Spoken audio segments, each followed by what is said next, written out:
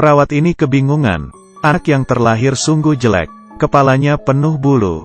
Tumbuh kumis lagi. Seperti seekor kucing. Semua bayi yang lahir pada hari itu berpenampilan aneh. Ada seperti monyet. Ada juga seperti landak. Ada yang bersayap lagi. Ada orang tua yang tega membuang bayinya. Seseorang menghampirinya. Di dalamnya berbaring bayi setengah babi. Sekelompok gajah tiba-tiba muncul. Melintas di jalanan. Semua orang tercengang melihat pemandangan ini. Di saat bersamaan, sejenis wabah aneh sedang menyebar. Jika seseorang terinfeksi virus tersebut, jari kelingkingnya akan berkedut kencang. Penyakit ini belum bisa disembuhkan. Jika Anda terinfeksi, semua orang akan segera menghindar. Mari lakukan rapid test. Segera tes dia. Petik 2. Diambil sampel darah dari jarinya.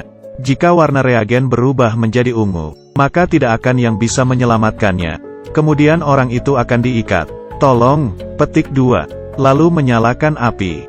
Orang itu dibakar bersama seisi rumah. Menurut mereka, bayi bibrida inilah yang penyebabnya. Jadi manusia mulai memburu para bibrida.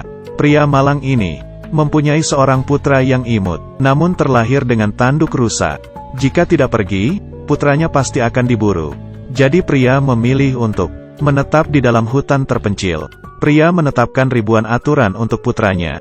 Jika ketemu orang tak dikenal, harus langsung lari. Tidak boleh melewati pagar. Takut. Petik 2. 8 tahun kemudian. Suatu hari, seseorang menyelinap di luar pagar. Dan menandainya dengan pita merah. Kita ditandai. Karena khawatir, pria segera mengejarnya. Dan menghabisinya.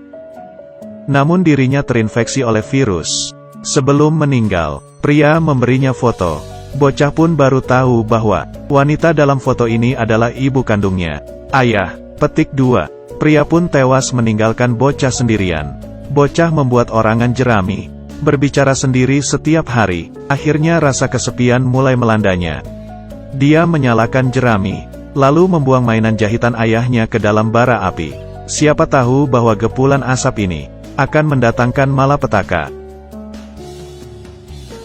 Pemburu yang datang mencari sumber asap, menemukan bocah ini, menangkapnya sebagai mangsa, manusia setengah rusa. Jika dijual, pasti akan menghasilkan banyak uang. Tiba-tiba terdengar tembakan. Pemburu itu pun tewas. Bocah berusaha melarikan diri. Ia bersembunyi di ruang bawah tanah. Dia melihat melalui celah. Sesosok pria tinggi besar membuka pintu dan berjalan masuk. Pria yang sangar ini tampaknya bukan orang yang jahat. Pria ini adalah penggembara. Dia sama sekali tidak tertarik dengan bibrida. Bahkan memperbaiki pipa air. Dia memperingati untuk tidak sembarang menyalakan api. Ketika melihat pria hendak pergi, bocah sedih dan mulai menangis. Ia tidak ingin sendirian. Ia ingin mencari ibunya. Lalu bocah berlari kencang. Melompat melewati pagar pembatas. Melewati jalan raya. Hingga tiba di tepi tebing.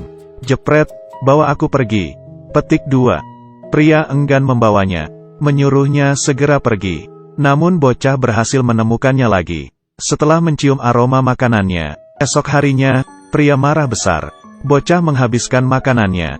Menghancurkan petanya. Bahkan menghabiskan obat pereda sakitnya. Pria memberitahu bahwa perilakunya ini sangat berbahaya. Namun bocah ini acuh tak acuh. Dengan indera penciumannya, ia mencium aroma makanan di balik pemandangan indah itu. Lalu mereka mendatangi tempat itu. Keluarga pengelola daerah ini memakai masker dengan hati-hati, karena takut bocah ini membawa virus. Pria menunjukkan jari kelingkingnya, tidak kejang, membuktikan bahwa bibrida tidak akan menularkan virus. Sekelompok pemburu datang, menemukan ada tanda kehidupan. Mereka menyerang di tengah malam, mengancam pria untuk menyerahkan bocah. Di saat itu, senjata pria hanya tersisa 2 peluru. Terpaksa pria menyerang begitu saja. Pria yang nan sakti ini dengan senjatanya. 1 tembakan. 2 tembakan. 2 pemburu pun tewas tertembak. Saat pertarungan berlangsung, ketua pemburu yang licik masuk melewati pintu belakang, membidik bocah dengan senjatanya. Tiba-tiba terjadi sebuah keajaiban. Terlihat di balik bocah, seekor rusa perlahan berjalan mendekat. Pemburu tercengang. Di kesempatan inilah pria menghabisinya. Keesokan harinya, Pria pergi membawa sang bocah. Mereka menuruni gunung dengan kereta gantung. Mereka tak akan menyangka, organisasi misterius bertopeng tengkorak telah lama mengincar mereka. Organisasi ini terdiri sekelompok pemuda. Mereka melatih fisik dengan bermain game VR setiap hari. Senantiasa memantau pergerakan pemburu Bibrida. Jika menerima sinyal, mereka akan langsung beraksi menyelamatkan Bibrida. Pria dan bocah tiba di sebuah kota penyintas. Kebetulan hari itu sedang ada perayaan. Semua anak-anak mengenakan kostum. Bocah mengenakan topi kertas. Tidak ada yang meragukan identitasnya. Mereka bernegosiasi. Bocah membantu pria menemukan obat pereda nyerinya, dan pria harus mendapatkan tiket untuk mengirim bocah bertemu ibunya. Bocah menemukan obatnya. Ketika hampir berhasil, mereka ketahuan oleh petugas. Pria pun langsung menghabisinya dalam sekejap. Dia hanya tertidur saja. Namun semua ini belum berakhir. Sebelum kereta berangkat, mereka berhasil ditangkap oleh pemburu.